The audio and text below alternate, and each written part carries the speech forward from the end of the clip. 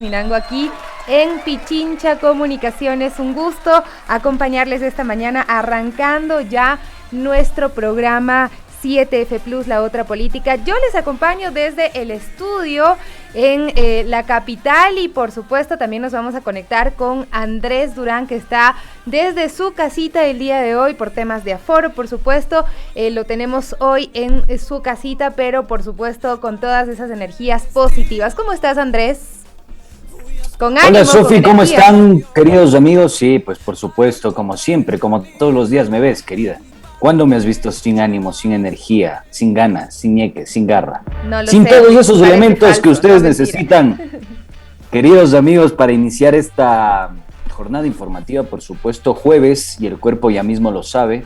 El viernes ya lo vamos a saber completamente, así que póngale atención y mucho cuidado porque hoy tenemos información de primera para que ustedes puedan, como siempre, sacar sus conclusiones al respecto. ¿Tú cómo amaneciste, Sofi? ¿Bien? Muy bien, siempre contenta y con ganas de llegar para el programa. Tenemos muchas cosas que contarles a ustedes el día de hoy. Vamos a hablar acerca de los problemas que acumula Quito como pendientes mientras se da esta disputa en el poder. Vamos a tener una entrevista más adelante, así es que estén pendientes, pero por ahora queremos invitarles a nuestro segmento ¿Qué dice Larry? El pajarito azul, el de Twitter, nos acompaña ya.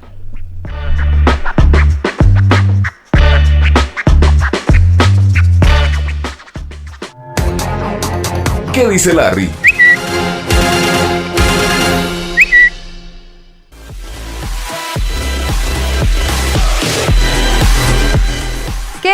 ¿Qué dice Larry en esta mañana? Pues recogemos este tuit de Pichincha Comunicaciones que da cuenta de la información que generó ayer el Ministerio de Salud. La ministra Jimena Garzón manifestó: firmamos una resolución para declarar emergencia focalizada en unidades de salud y adquirir medicamentos en menor tiempo, emergencia que tendrá una duración de 60 días. El 24 de agosto arranca la etapa de abastecimiento progresivo. Vamos a escuchar qué es lo que dijo y por qué lo destacamos también en nuestro segmento que dice Larry, porque hemos tenido varios programas donde se evidencia la gran preocupación que hay por este desabastecimiento en las casas de salud, tanto del Ministerio de Salud Pública como del Instituto Ecuatoriano de Seguridad Social. Así es que esto fue lo que dijo la ministra. Se han priorizado 123 medicamentos. Esta priorización ha sido hecha en base a criterios técnicos y médicos. Se busca que las unidades de salud cuenten primero con los medicamentos llamados esenciales, vitales oncológicos, antibióticos y pseudoanalgésicos, y también para atención de enfermedades catastróficas. Está previsto que este abastecimiento de medicamentos se desarrolle en un periodo de aproximadamente 5 meses. Se hará de forma centralizada, es decir, las compras se harán aquí en planta central del Ministerio de Salud Pública, y nosotros distribuiremos esos fármacos y también dispositivos médicos e insumos a las diferentes unidades de salud del ministerio. Bien, perfecto. Ahí teníamos un poco las apreciaciones en torno a lo que menciona la ministra de Salud. Yo tengo algunas dudas en torno a eso y quisiera compartir con ustedes y contigo, querida Sofi. Esta situación no es reciente, viene de hace mucho tiempo atrás. La situación de emergencia dentro del sistema sanitario público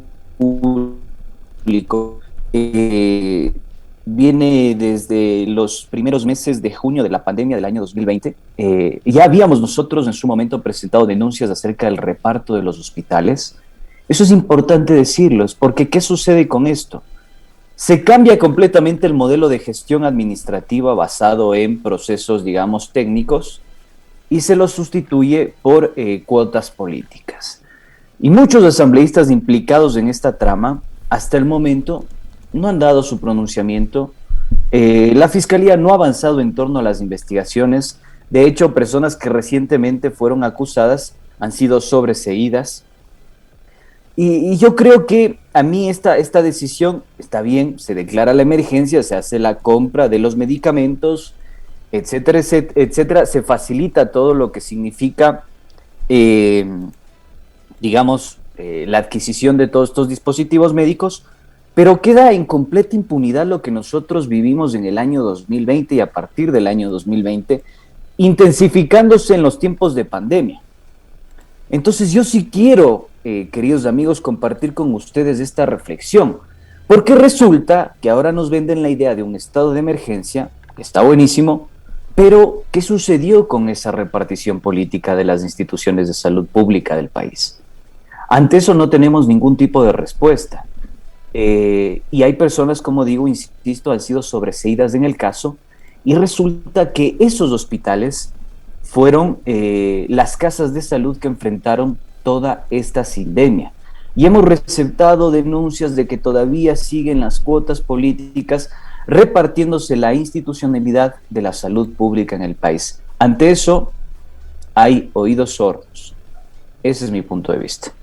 Bueno, la verdad, de todos modos, esta noticia creo que es una noticia esperada, sobre todo por quienes padecen enfermedades catastróficas, que nosotros ya hemos pasado muchísimos testimonios acá en nuestro programa en 7F Plus, que nos dicen que en los hospitales no hay ni siquiera paracetamol, que es como que el medicamento más básico que deberían tener las unidades de salud, tanto del Ministerio de Salud Pública como las del IES, mucho menos ya estos medicamentos que son especializados y que son necesarios para mantener unas buenas condiciones de salud de los pacientes con enfermedades catastróficas. Así es que, de todos modos, creo que es una buena noticia que esperamos se concrete lo más pronto posible.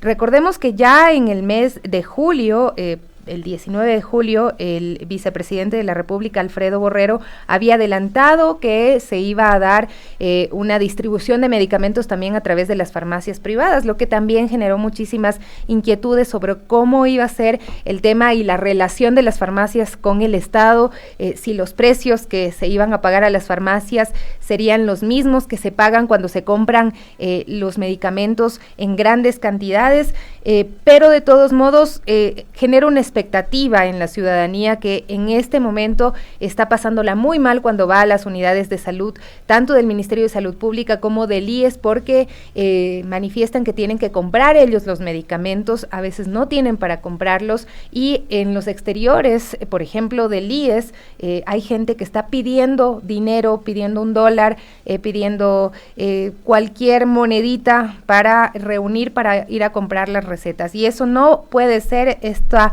situación tiene que atacarse, este problema de raíz, y ojalá esta noticia pues no quede solamente en un gran anuncio y se logre suplir esta falta de medicamentos que hay ahora mismo en las casas de salud del Ministerio de Salud Pública y ojalá también del Instituto Ecuatoriano de Seguridad Social, que no se ha pronunciado al respecto. Mi querido fíjate lo que Andrés, nos dice, dime. Fíjate lo que nos dice un oyente, que me parece muy acertado su comentario. Bueno, gracias a todos los que ya sintonizan la señal de Pichincha Comunicaciones, pero fíjense lo que nos dice Janet Mogollón. Dice, tampoco hay Losartán, tampoco hay Eutirox y Metrotexate, no hay esos medicamentos dentro del sistema de salud público. Estos medicamentos también son importantes para combatir cualquier tipo de enfermedad, y que el sistema sanitario público no tenga lo mínimo para poder abastecer a su población y mucho más en tiempos de sindemia, yo creo que habla muchísimo de las condiciones que estamos enfrentando hoy por hoy en toda la institucionalidad estatal. Y bueno, no sé si tienen mucho tiempo desde las autoridades del Ministerio de Salud Pública, deben actuar ya. No sé si el 24 de agosto es muy tarde para muchos pacientes que están ahora mismo necesitando estos medicamentos, pero bueno, el día de ayer también vamos a pasar al siguiente tuit, se registraron movilizaciones a nivel nacional y vamos a recoger también algunas de las expresiones que se dijeron. Este tuit de Cristian Palacios dice: Paro Nacional, desde la provincia de El Oro, bananeros y demás agricultores ejercen su legítimo derecho a la protesta, dan cátedra a la policía sobre legalidad y legitimidad del paro nacional. Escuchemos a este agricultor, pues qué es lo que le dice a un policía que se acerca a decirles que, bueno, no pueden paralizar, no pueden cortar el tránsito a la ciudadanía, y él le responde esto. Nos interesa caotizar, a nosotros nos enseñaron a trabajar y a producir. ¿Y esta qué es? Es desesperanza, es desesperación de la gente del pueblo, de los agricultores. Eso es lo que tenemos. Y traemos el mensaje y ese grito de angustia, de desesperación, que se están perdiendo sus tierras, se están perdiendo sus fincas. Hay una situación demasiado grave que está atravesando la provincia del Oro por ser eminentemente agrícola. Eso es lo que nos preocupa. Nosotros actuamos como buenos ecuatorianos, como buenos morenses, como hombres de bien, generadores de trabajo. Eso es lo que somos. Por eso es que hemos salido a reclamar para que se nos escuche, no es otra cosa. ¿Qué te parece, Andrés? Este señor explica por qué están en las calles. No es que quieren desestabilizar, no es que quieren molestar a nadie, sin embargo, necesitan hacer escuchar su voz. Sí, Sofi, antes de hacer el comentario respectivo del caso, recibí también un mensaje de una amiga, parte de la casa de Pichincha Comunicaciones, que me dice lo siguiente. Maite Freire nos dice: amigo, estoy atrás de la Metformina de 500 gramos para la diabetes y no hay en ningún dispensario del IES. Fíjense, este también creo que es un elemento de convicción nuevamente y un llamado de atención a las autoridades. Yo creo que es un decreto de emergencia bastante tardío, y a pesar de eso hay que seguir esclareciendo qué está pasando en todas las instituciones de salud pública.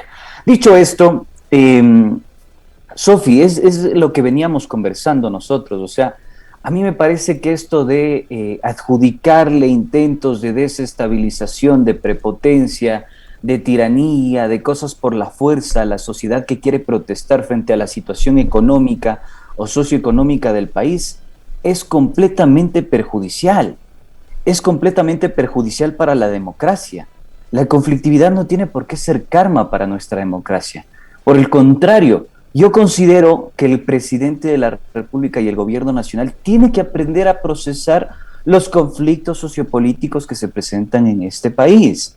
No tenemos por qué calificar de desestabilización a los intentos que tiene la gente de llevar dignidad a sus hogares, de llevar dignidad a su trabajo. Fíjate tú, porque con esa lógica nosotros también podríamos decir absolutamente lo mismo en torno a la gente que se moviliza hacia la Corte Constitucional para que se dé un pronunciamiento a favor de lo que sucede en la alcaldía de Quito y se ratifica el señor Guarderas. Pero ese no es el punto. El punto central es que nosotros no podemos tener tanta soltura de huesos al calificar, adjetivar y decir intento de desestabilización o atentado a la democracia, porque la gente está protestando por sus derechos. ¿Qué vía más va a encontrar la ciudadanía si no lo encuentra en el ámbito institucional? O sea, yo siento, me parece a mí, y creo que la actitud gubernamental lo está demostrando, que tiene una profunda incapacidad para procesar los conflictos. Y no es de ahora, es desde hace mucho tiempo atrás. Yo incluso te diría que desde el año 2014, que inician los repertorios de protesta en el país, el Estado y los gobiernos nacionales han tenido una incapacidad absoluta para procesar los conflictos, porque el Estado se pone en un comportamiento medio napoleónico. El Estado soy yo, nadie más, y yo tomo las decisiones y se hace lo que yo diga. Y yo creo que eso no facilita los canales de diálogo y la democracia, para nada. Y cuando hablan de representatividad, cuando dicen, bueno, yo fui elegido por más de 5 millones de ecuatorianos, bueno, ¿y qué pasa con el resto? No hay que escucharlos. Yo creo que hay que analizar y también el gobierno debe tener mucho cuidado con el análisis que hace sobre la sociedad ecuatoriana, porque hay que recordar que en la primera vuelta, cuando los ecuatorianos tenían más de 2 opciones para votar, no fue mayoritario el apoyo a el proyecto político que identifica al ahora presidente Guillermo Lasso. No fue mayoritario el apoyo a este proyecto político. Si revisamos cómo se distribuyó la votación en el país, una gran parte de la población votó por opciones que por lo menos se acercaban a el progresismo o se alejaban más bien de la derecha extrema. Entonces, esto sí le debe decir al gobierno que hay distintos sectores en el país que necesitan respuestas y atención también también a sus necesidades, a sus requerimientos. Está el tema de la ecología, está en nuestro país pues estas necesidades básicas insatisfechas que deben ser cubiertas, la pobreza continúa en aumento, y cuáles son las respuestas que se están dando a estos sectores en nuestro país. Mira que no salió solamente el Frente Unitario de Trabajadores, salió la UNE, salieron los arroceros, salieron las personas que producen banano, los productores de banano, no los exportadores, porque a los productores de banano es a los que les pagan $2 por la caja, que cuesta en teoría $6, pero a nivel internacional sí lo exportan a los precios que les permiten tener ganancias. Entonces, cuando miramos en términos macroeconómicos, el sector bananero en el país resulta ser uno de los que no se ha visto afectados durante la pandemia, y sin embargo, los productores bananeros, los que están en el campo, los que están día a día, pues levantándose muy temprano y acostándose muy tarde, cubriendo todas las necesidades que tiene el trabajo duro en el campo, sí se ven perjudicados, sí tienen estas dificultades y no alcanzan a cubrir sus necesidades básicas. Tenemos ahí el tema de educación, que en el ámbito rural es muy deficiente. Tenemos el tema de salud, que estamos hablando que en los hospitales de las grandes ciudades no hay medicamentos. Vaya a ver si es que en algún centro de salud, en los lugares donde está asentado el trabajo rural, funcionan. No, tienen que salir muy lejos para poder obtener por lo menos alguna atención digna. Y pues también, si acá están haciendo vaca para los medicamentos, imagínate cómo están en estos sectores rurales. Y ahí están expresando pues esta necesidad de que se atienda realmente sus requerimientos, porque ya hubo una reunión en el paro arrocero hace varias semanas, y lo que manifiestan es que desde ese momento hasta ahora no se han dado soluciones, no queda el tema en más de una mesa de trabajo, en estas famosas mesas técnicas, donde terminan dándose acuerdos que luego no se cumplen.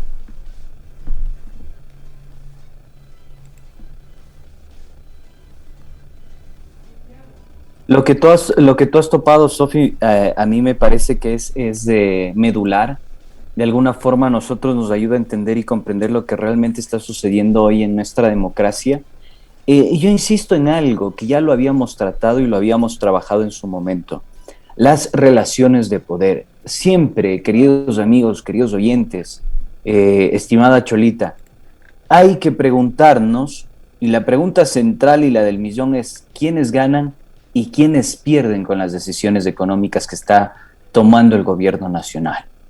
Esto de asegurar que de alguna forma eliminar este decreto ejecutivo que establece el sistema de bandas le permite o le garantiza al Ecuador una imagen internacional, una credibilidad, elimina el riesgo país, un indicador construido y creado por capitales financieros internacionales para controlar la asignación del crédito externo a países en vías de desarrollo. Primer elemento. Segundo elemento, decir que a costa de eso nosotros tenemos que sumarnos en un proceso que ya no es reversible, a pesar de que nos metan la mano en el bolsillo a todos los ecuatorianos. Eso no tiene sustento, no tiene asidero, no hay evidencia científica, ni siquiera se habla desde la ideología ni desde la postura política. Se puede hablar desde la ciencia, porque no hay evidencia de que con esos elementos que plantea el presidente de la República, un país en vías de desarrollo haya progresado y haya podido generar sus capacidades productivas o su proceso de industrialización. Al contrario, hay grandes ganadores en estos últimos años, principalmente el capital financiero nacional y en segunda instancia los importadores y grandes grupos económicos. Entonces yo sí creo que hay que volvernos a preguntar quiénes ganan y quiénes pierden para poder disipar cualquier duda que se nos presente, estimada Sofi. Y bueno, ya hemos revisado los balances financieros de los bancos, siempre van muy bien. Y también, por supuesto, los grupos económicos que mantienen su poderío en el país, mientras los sectores productivos, la gente que realmente se faja, la que sí trabaja desde muy temprano hasta muy tarde, pues tiene estas dificultades. Alexis me mandaba pues lo que comentó el día de hoy Decio Machado, sociólogo, y precisamente comentaba lo que yo estaba haciendo alusión, ¿no? Que el presidente Lasso en la primera vuelta no alcanzó los votos que tuvo, creo que ni siquiera en las anteriores elecciones. Esto fue lo que dijo. Ya le voy a pasar el video a Carlitos para que podamos ponerlo. Él manifestaba en esta entrevista en Punto Noticias que el presidente Guillermo Lasso ganó las elecciones con 30% menos de votos en la primera vuelta del 2021 con respecto a sus resultados en la primera vuelta del año 2017. Hablemos de legitimidad, fue lo que dijo Decio Machado, sociólogo, aquí en Punto Noticias. Pero ya vamos a ver si lo alcanzo a pasar a Carlitos para que podamos revisar también un poquito de lo que dijo. Pero tenemos otro tuit más ya para finalizar con nuestro segmento ¿Qué dice Larry? En esta mañana? Y este tuit es el que no queremos ver el día de hoy, pero nos toca. Ahí está, Tere Méndez informa, estos son los precios que rigen desde este 11 de febrero hasta el 10 de marzo para los combustibles en el país. ¿Ya tanqueó su auto, mi querido Andrés? Ayer por la noche, te cuento, Sofi, hoy tengo que hacer el mantenimiento del auto. Hoy me voy a sentar en la mesita a hacer las cuentas y la comparativa respectiva de cuánto realmente está costando, en particular a mi familia, el tema de la movilización, el mantenimiento del vehículo y el transporte. Así que hoy seguramente nos vamos a caer de espaldas porque te cuento y les comento, queridos amigos, que yo tanqueaba con 17, 18 dólares máximo, 18 dólares cuando el tanque estaba completamente vacío de mi auto. Y ahora, el día de ayer, por la noche que fui a tanquear, me salió 24 dólares tanquear el vehículo. Entonces yo creo que es un impacto significativo tomando en cuenta que todos los días nos estamos movilizando, ¿no?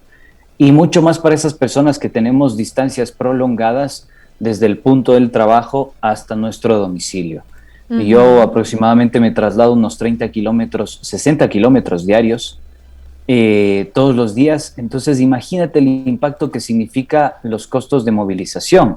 Si existiera un sistema de transporte público, por ejemplo, en el Valle de los Chillos, encantado, no hay ningún problema.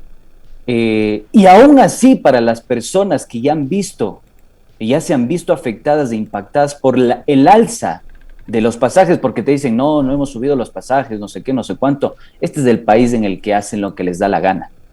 Algunas cooperativas que no dan transporte público, porque el transporte en este país es privado, están cobrando lo que les da la gana. Están cobrando entre 60 y 70 centavos trasladarse desde Sangolquí hasta la capital, hasta el centro norte de Quito. Entonces, yo creo que este es un impacto significativo para el bolsillo de los ecuatorianos. Muy, pero muy preocupante lo que está pasando en el país. Así es, y bueno, los precios de los combustibles así amanecieron el día de hoy. El diésel, $1 con 60 centavos. $1.60 el diésel a día de hoy. Subió de 1.57 a 1.60. Extra y Eco País sube de $2 con 18 centavos a $2 con 28 centavos. Algunos dirán, son solo 10 centavitos por galón. No es así, ya este incremento pues viene dándose desde el año pasado y ya es casi el doble de lo que costaba. Y yo me quedo con este testimonio que escuchábamos el día de ayer de un señor que tiene un restaurante donde vende comida a precios populares. Él decía que está gastando semanalmente en los insumos que necesita para realizar los almuerzos $100 más, un poco más de $100 incluso manifestaba. $100 más, que no puede subir el precio de los almuerzos porque la gente no tiene capacidad adquisitiva y que simplemente no le van a comprar. Y es así, porque si usted le dicen costaba el almuerzo $2.50, ahora cuesta $3, $3.25, usted va a ver dónde comer algo más barato o va a pedir solo el segundo. Así sabía hacer el compañero, pero bueno, él es porque no le gusta comer mucho, pero a mí sí me hace falta la sopita, el arrocito y todo. Entonces el postre y 2 veces claro, el arroz. Sí. Entonces realmente la situación es compleja. ha subido nuevamente ya el precio de los combustibles. Vamos a ver cómo reacciona la ciudadanía también en torno a esto. Y el tema es que no sabemos hasta cuánto va a subir, porque cada mes se van dando estos incrementos que tienen que ver con el precio del petróleo a nivel internacional, ¿no? Entonces, pues se va regulando con este sistema de bandas que a día de hoy tiene los precios, como lo repetimos, Extra y Eco País a $2.28 y el diésel a $1.60. Estimada Sofi, hay que desnaturalizar una duda que se ha construido en torno al sistema de bandas. Esto me parece central. Ayer el doctor Carlos de la Torre explicó con bastante claridad por qué se estableció este sistema de bandas y a quién beneficia. Le quitan la competencia a Petroecuador y la asumen sectores privados que se van a hacer cargo de la importación de los derivados. ¿Ya? Eso es central tomarlo en cuenta. Hasta el momento no sabemos y no se ha clarificado por parte del Ejecutivo cómo se va a generar esa hiperproducción que pretende el gobierno nacional. Y esa hiperproducción que después nosotros vamos a exportar el crudo para importar los derivados, porque no existe refinería y el gobierno hasta el momento no se ha pronunciado sobre el tema de la refinería. Entonces vamos a ver a quién va a beneficiar esa importación de los combustibles. ¿Qué actores privados van a saltar en la escena pública? Primer elemento. Segundo elemento, fíjate en lo que nos dice un querido oyente, Marco Vargas. Dice, a mi hijo, desde el Parque Turismo, acá en Sangolquí, le cobraron 60 centavos y por reclamar le dijeron que se baje del bus. Segundo elemento, la afectación al bolsillo de los ecuatorianos es bastante clara, evidente. Tú ya citabas también el ejemplo de el comerciante, ¿no es cierto? Ahora, a eso sumémosle que si en el mercado internacional se incrementa la demanda y la oferta también se amplía, los precios se van a disparar. Los precios se van a disparar. El sistema de bandas está en función de los precios internacionales. Si la demanda y la oferta se amplía en el mercado internacional, los precios, queridos amigos, van a seguir creciendo. Eso no se va a detener. No es que va a aumentar centavitos cada mes. Si el día de mañana, me invento, el costo se dispara a $90 y la demanda igual, los costos en el país se van a reajustar a esa situación internacional. Es decir, que cada mes vamos posiblemente a tener un impacto en el bolsillo de los ecuatorianos si el mercado internacional no se contrae. Eso creo que es importante mencionarles a nuestros oyentes. Pues sí, en todo caso estamos atentos a las reacciones de la ciudadanía el día de hoy. Ya ayer se dieron estas movilizaciones que también pues estábamos comentando, se dieron en todo el país. Creo que no hubo mayores inconvenientes, eso sí, el resguardo policial tanto de Carondelet como de los lugares donde se anunciaban estas movilizaciones fue tremendo. Yo vi un video en el que sacaron a un montón de perritos de estos Rottweiler a atacar a los manifestantes. Entonces había quienes decían, pero es que los perritos no atacan si no son atacados, pero obviamente si los llevan a una movilización donde seguramente puede darse este tipo de provocaciones, es una escena de miedo, una escena de terror. Lo que se vio con cerca de 15 perros ahí defendiendo a los policías. Los perros no son armas. Yo por lo menos soy de esa idea, no sé qué piensen ustedes, amigos, pero los perritos no son armas. Si bien ellos no atacan, sino son atacados, atacan a la orden de su entrenador y también los ponen o los exponen a una situación muy compleja que puede generar más violencia todavía.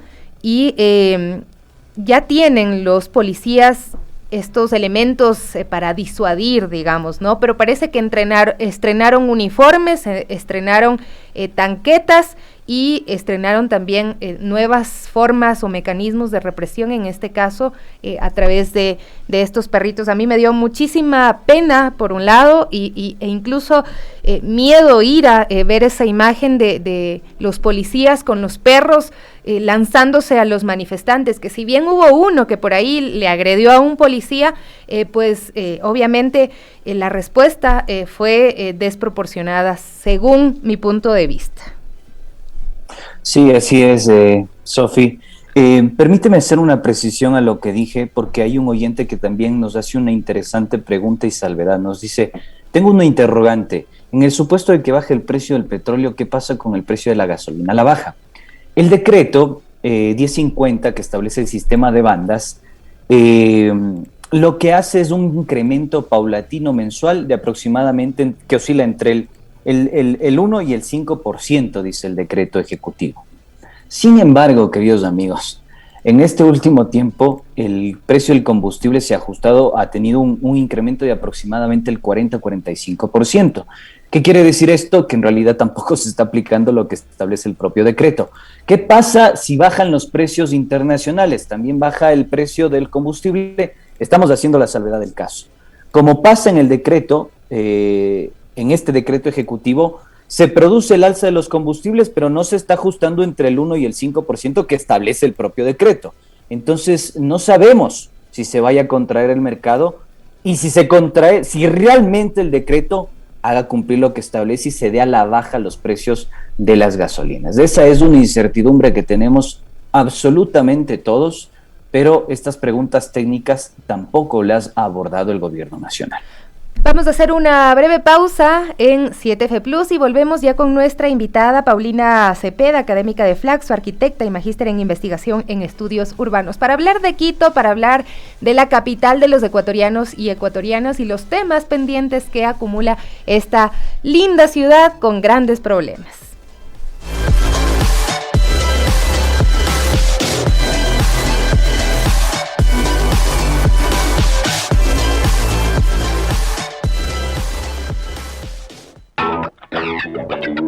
Volvemos en un momento. 7F Plus, la otra política. Estamos de regreso, 9 de la mañana con 37 minutos. Gracias a ustedes por seguirnos desde nuestras redes sociales, desde el Facebook, desde el YouTube y por supuesto en nuestras frecuencias en Quito, en Esmeraldas, Manabí y también Santo Domingo de los Áchilas. Es un gusto acompañarles y por supuesto hablar de estos temas que nos convocan como los problemas de la capital. Así es que, Andrés, vamos a saludar ya con nuestra invitada el día de hoy, que muy amablemente aceptado nuestra invitación. Ella es académica de Flaxo, arquitecta y magíster en investigación en estudios urbanos. Se trata de Paulina Cepeda. Bienvenida, muchísimas gracias por compartir este espacio en 7F Plus. Hola, muchas gracias a ustedes por invitarme y espero contribuir en algo en esta temática hoy. Muchas gracias, Pauli, por haber aceptado la invitación y pues bueno, echémosle leña al fuego porque creo que los problemas de Quito son variados y creo que merecen una explicación. Recientemente se ha construido un lema con el que muchos quiteños estamos sintonizando. Que se vayan todos, absolutamente todos, porque hay una cefalía institucional, hay una carencia de liderazgo político en la capital, hay una crisis profunda en términos institucionales, del monstruo que significa la municipalidad con sus institutos, con sus agencias de control, con sus secretarías, no están funcionando. Hay una captura de la decisión del Estado por parte de grandes inmobiliarias y grupos económicos, y además de eso, no hay una ejecución presupuestaria de los 750 y pico millones de dólares que tiene la alcaldía de Quito. Frente a esa situación, ¿cuál es tu diagnóstico inicial de lo que estamos viviendo los quiteños hoy por hoy, en nada más y nada menos que la capital del Ecuador? Sí, Andrés, lo que tú acabas de mencionar es totalmente claro y evidente para todos los quiteños. Nosotros hemos empezado hace algún tiempo a desarrollar unas investigaciones sobre la situación de Quito y pues claro, lo que pasó ahora es que estalló una crisis que se venía preconfigurando desde el cambio de siglo. Entonces, había muchas condiciones en el cambio de siglo que introdujo a la capital en varias crisis que de alguna manera se intentaron solucionar a nivel de planificación, a nivel de gobernabilidad, de legitimidad, pero que poco a poco se fueron implementando, ¿no? Y lo que está pasando en la actualidad, pues ya es el estallido de esa crisis, una falta total de gobernabilidad, de legitimidad del alcalde, y no solo del alcalde, sino del Consejo Metropolitano, ¿no? Ellos no han estado cumpliendo a cabalidad con cada una de las obligaciones que tienen. Entonces, se evidencia cómo Quito, en cierta manera, se ha paralizado y también explota estos pequeños micropoderes en los cuales cada uno de los sectores, residuos, el metro, empiezan a tener unos comportamientos extraños y también que son parte de esta gran crisis multidimensional que nosotros le llamamos. Entonces, no solo es algo en específico, como por ejemplo, pues no cambiar al alcalde no solucionaría la crisis que Quito ha estado atravesando por varios años. Lo que mencionas del presupuesto, tenemos un presupuesto destinado más del 50% al metro de Quito por 10 años y un metro que sigue aplazándose. Entonces, creo que hay varias cosas que se suman a esta crisis y que se deben tomar acciones inmediatas, pero también planificadas. Paulina, sí me llama la atención lo que manifiestas de que esta crisis que ahora mismo se evidencia en el ámbito político viene desde hace mucho atrás, pero ¿por qué estalla en este momento? Sí, cabe preguntarse, y esto lo hemos estado trabajando muchísimo aquí desde nuestro espacio de 7F Plus, si es que tiene que ver con que el alcalde que hoy está en el poder, pues no es un alcalde ojiverde como el señor Mauricio Rodas, que también tuvo muchas dificultades en su mandato, pero al que nadie le molestó hasta el punto de llevarlo a las circunstancias que hoy está viviendo, como la revocatoria de mandato, como el señor Jorge Yunda. Sí, yo creo que ahí es importante el tema de la legitimidad con la que ingresó Jorge Yunda también. Él tuvo un porcentaje del 21%, muy cercano a la siguiente candidata, que era Luisa Maldonado, y eso significa una aprobación un poco baja para poder ser elegido como alcalde, teniendo 22 candidatos.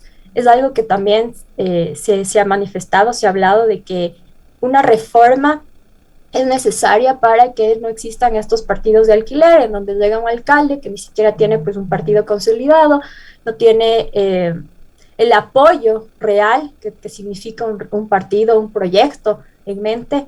Entonces, creo que eso desde el inicio empezó a desgastar la alcaldía de Jorge Yunda. El tema de las élites y del sector popular creo que ha sido igual una constante en Quito. Creo que Quito es parte de su condición, se manifiesta a través de pues esta lucha entre el sector popular y élites que ahorita se está viendo y que también es preocupante porque es la ciudadanía contra la ciudadanía. Entonces, no construimos este proceso, este modelo, este proyecto colectivo que la ciudad debería necesitar, más allá de un representante específicamente político de un sector, ¿no? Pauli, creo que has mencionado algunas cosas interesantes y me gustaría recapitularlas para seguir profundizando en esta discusión. Que dicho sea de paso, queridos amigos, esta semana va a ser una semana dedicada a Quito. Queremos comprender lo que está pasando en nuestra capital y sus diferentes crisis. Tú has dicho, es una crisis la que está viviendo Quito multidimensional. Tenemos también el clasismo que ha enfrentado a ciudadanos contra ciudadanos. Tenemos la captura de la decisión estatal, por ejemplo. Algún momento, permíteme ser infidente, Pauli, conversábamos también de que hay una captura de la decisión del Estado, de la Secretaría de Hábitat, por ejemplo, con el cambio de la modalidad del uso del suelo. Eso también es un fenómeno que preocupa a la ciudad. Y también se ha dicho de que el presupuesto no se lo está asignando realmente a la reconstrucción de un tejido institucional y a un servicio a la ciudadanía. Esto no se va a solucionar con el cambio del alcalde, has dicho tú. Entonces, ¿cómo tenemos que solucionar y enfrentar esta crisis multidimensional? Sí, con lo que mencionas, Andrés, del PUCS, que es el Plan de Uso, Gestión del Suelo, está próximo a aprobarse. Básicamente, este sería la norma urbanística, jurídica más importante que tendría la ciudad a nivel de uso de suelo, que básicamente pues es la base donde se construye toda la ciudad materialmente hablando. Entonces, en septiembre es el último plazo que tienen para aprobar este plan, y existen varias problemáticas alrededor de este plan, que yo creo que se reúnen en dos grandes grupos. Por un lado es un tema de problemas metodológicos que tiene este instrumento. ¿A qué me refiero? La ley te dice que tiene que estar articulado el Plan de Metropolitano de Desarrollo y Ordenamiento Territorial, que digamos es el plan macro de la ciudad. No existe la articulación, no se entiende la articulación, no se ha evidenciado la articulación. Además te hablo de que pues la Secretaría ha generado un proceso, creo, consultivo muy poco riguroso. Entonces tampoco se tiene la normativa, o sea, el PUC debe tener una normativa y no tenemos la normativa. Lo que tenemos son las disposiciones del secretario en ciertos sectores. Y la ley te pide que tienes que tú avalar que hubo un proceso consultivo potente, ¿no? Si tú miras en Perú los procesos de la ley de vivienda, en Colombia los procesos que está teniendo Bogotá con el plan igual de uso de suelo, son totalmente grandes. Aquí no ha habido esa llegada a los casi 3 millones de quiteños. Ni lo hemos escuchado, Paulina, y luego resulta que se toman las decisiones en función del sector inmobiliario, más no del sector constructor o de las necesidades reales que tiene la ciudadanía. Cuando pensamos en la ciudad que tiene que crecer no solamente con edificios, sino también con parques, con escuelas, con centros de entretenimiento que se puedan disfrutar desde la propia ciudadanía y que no estemos amurallados.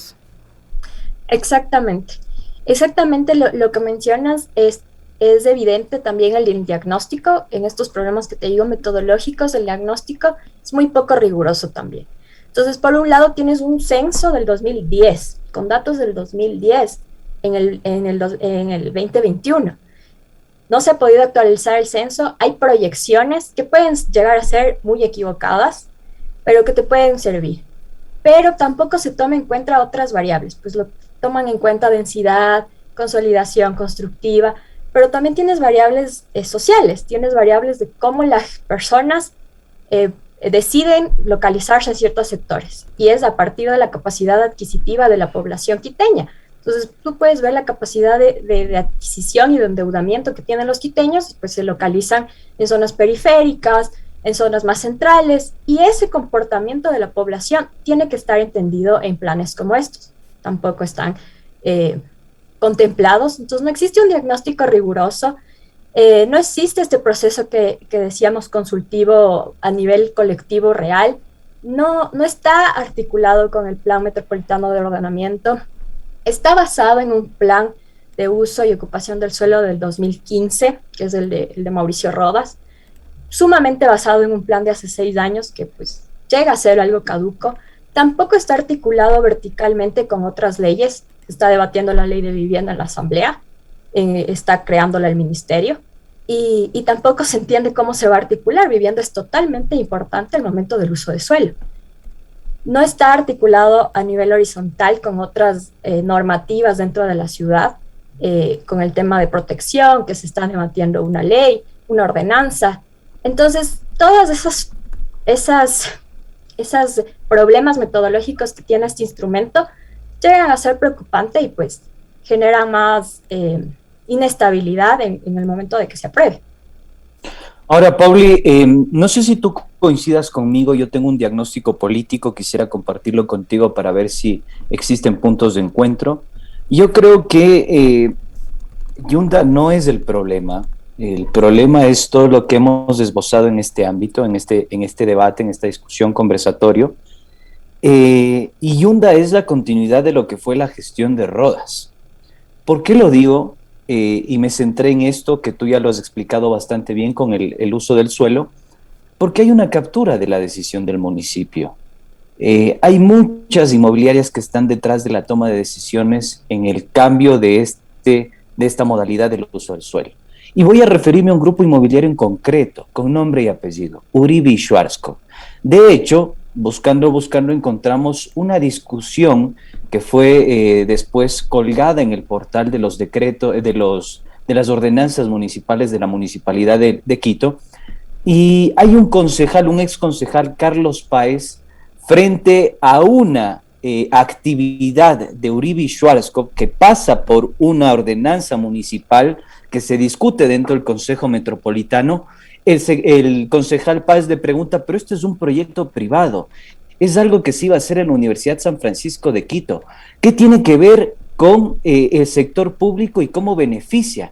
Estamos procesando necesidades del sector privado, pero nosotros somos un estamento municipal y nos debemos al público, a la ciudadanía, a un espectro mucho más amplio. Y resulta que esto se trataba de una actividad en la avenida Pampite, en un predio de 11,000 metros cuadrados, para favorecer una construcción que está impulsando en su momento este grupo inmobiliario Uribe y Schwarzkopf. Y de esto también está el Botánico y están otros procesos donde se ve claramente que se benefician a grupos inmobiliarios. ¿Qué podemos decir al respecto de esto? Porque tenemos un grueso poblacional que no está accediendo a la vivienda de manera digna. Sí, Andrés, lo que mencionas, existe un monopolio importante de manejo del suelo en Quito. Y el problema radica principalmente en quién establece las reglas de juego. Las reglas de juego las pone necesariamente el gobierno local. A pesar de la falta de competencias claras que muchas veces tenemos y de estos vacíos y de estas incoherencias con las competencias que tiene, pues el uso y ocupación de suelo sí lo tiene que planificar el gobierno local, en este caso el municipio de Quito. Entonces, la flexibilización y la desregularización que ha tenido el suelo ha sido desde hace varios años. Estos 20 últimos años incluso hemos sentido cómo se crean por un lado planes y por otro lado la salida a ese plan. Entonces, este PUX tiene estos problemas estructurales de que por un lado te dice cuántos pisos puedes tener, que además han aumentado drásticamente y tampoco se entienden los estudios con relación a eso. Pero por otro lado te dice que si quieres más pisos puedes saltarte a la norma por otro plan. Entonces el mismo estamento jurídico normativo de la ciudad te deja saltarte a la norma y pues genera que los grandes capitales inmobiliarios, que son muy pocos en Quito, se vean beneficiados de ello. Ahora, si eso llega a pasar, lo que la ciudad necesita es retribuirse de aquello. Entonces existen instrumentos que no están contemplados de gestión del suelo en los que si el sector inmobiliario se beneficia, también tiene obligaciones sobre ese suelo y también tiene que retribuirle a la ciudad de acuerdo a esas obligaciones, que no necesariamente ¿de carácter son tributarias? No necesariamente. Entonces, ¿de qué? No necesariamente deberían ser tributarias. Pueden ser un subsidio cruzado, pueden ser bienes para la ciudad, pero eso debería estar arreglado. Es decir, el municipio debería saber que estos son los proyectos importantes para la ciudad y aquí el capital tiene que incidir, porque no puede solamente ellos decidir dónde colocar el dinero. Es un poco ilógico. Esto es súper interesante, exactamente, porque claro, cuando invierten en el mismo sector, lo que hacen es que este sector gane plusvalía, mientras los otros sectores que están más alejados del hipercentro, por ejemplo, en la capital, están abandonados. Entonces ahí no cuesta mucho la tierra, pero ellos siguen haciendo que crezca el valor de lo que está cerca de sus edificios, que incluso a veces los hacen crecer, los hacen edificios muy grandes y están abandonados, pero en algún momento llegarán a costar seguramente más. Pasando al tema del metro, también me parece importante que revisábamos que, por ejemplo, el señor Guarderas era quien estaba encargado, designado por el alcalde Yunda para gestionar el tema del metro. Y por acá nos escribe un amigo en las redes sociales y nos dice: yo trabajé en una bodega donde se guarda partes y accesorios del metro y en realidad es una lentitud completa, y quien pague el arriendo de esas bodegas son todos los quiteños. Los únicos ganadores son los negociados que hay ahí, es lo que nos dice nuestro amigo Juan desde las redes sociales. Y un poco pensando en esto que te decía, que el señor Guarderas era quien estaba a cargo de hacer surgir el metro, y cómo es que ahora, pues si es que llega a asumir la alcaldía, nos vamos a ver enfrentados a esta misma ineptitud. Sí, yo creo que el metro y también este plan de uso y ocupación de suelo, por lo que acabamos justo de mencionar, del sentido que tiene de aprovechamiento para ciertos sectores, son dos importantes proyectos que están en disputa. El modelo de gestión del municipio, que además es lo que mencionan del sistema burocrático, es muy pesado, sumamente pesado. Todo eso creo que igual merece otro análisis, pero son casi 22,000 funcionarios, pues incluso repitiendo funciones, valga la redundancia, entonces que hace que se vuelva muy pesado. Pero yo creo que el metro es algo en disputa que también está dentro de este plan, y es aprovechar las paradas que se encuentran mejor localizadas, sobre todo. No creo que todas las paradas, no puedes tener justicia espacial en la ciudad, porque hay zonas del sur que nunca van a llegar a ser igual a las del norte.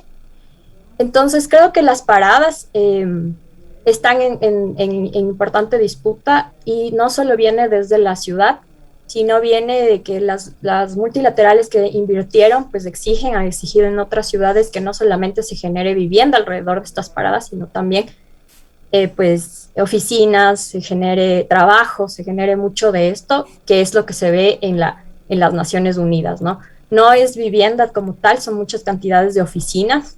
Entonces también eso empieza a vaciar la zona consolidada y mejor servida. Entonces hay un montón de poderes y de intereses en disputa entre estos dos proyectos que yo creo que son sumamente importantes y que van a regir aquí el futuro de Quito, no solamente a nivel de planificación, sino también de ingresos y de beneficios.